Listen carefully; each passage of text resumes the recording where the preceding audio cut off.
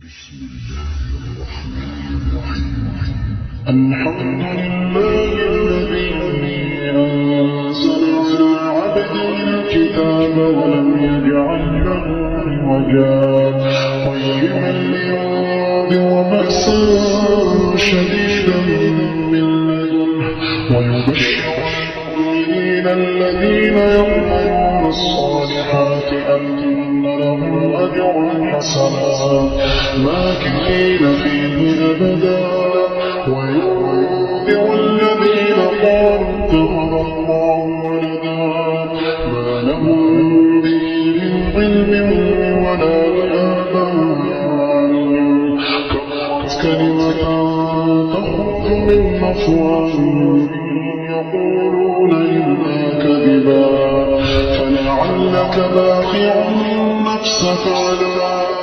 آثارهم إن لم يؤمنوا بهذا الحديث أسفا إنا جعلنا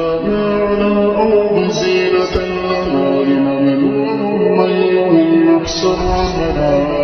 وإنا لجاعلون ما عليها صعيدا جرزا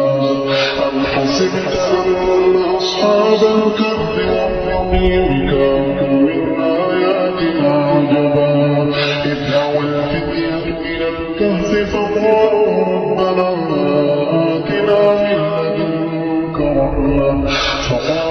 ربنا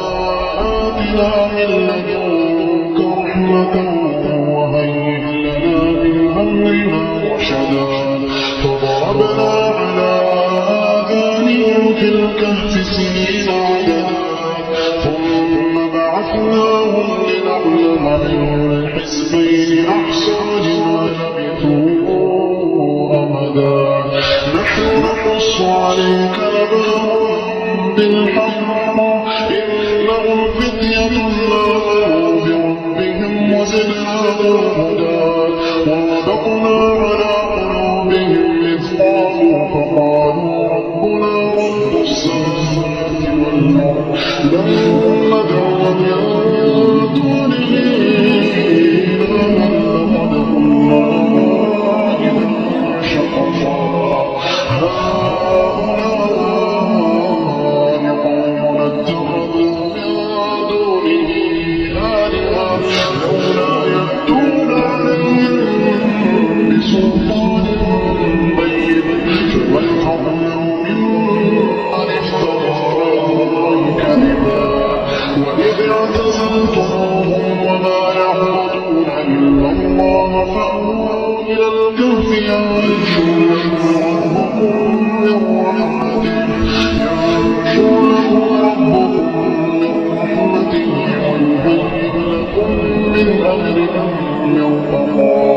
وترى الشمس إذا طلعت تزاور عن كهفهم ذات اليمين وإذا غربت تقرضهم ذات الشمال في فجوة من ذلك من آيات الله من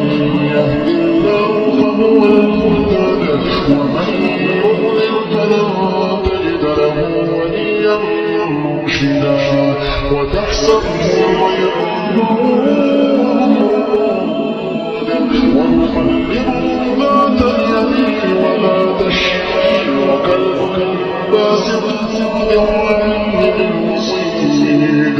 لو اطلعت عليهم لوليت منهم فرارا ولملئت منهم وكذلك بعثناهم يتساءلوا بينهم قال قائل منهم كم لبثتم قالوا لبثنا يوما أو بعض يوم قالوا ربكم أعلم بما لبثتم فابعثوا أحدكم بورقكم هذه إلى المدينة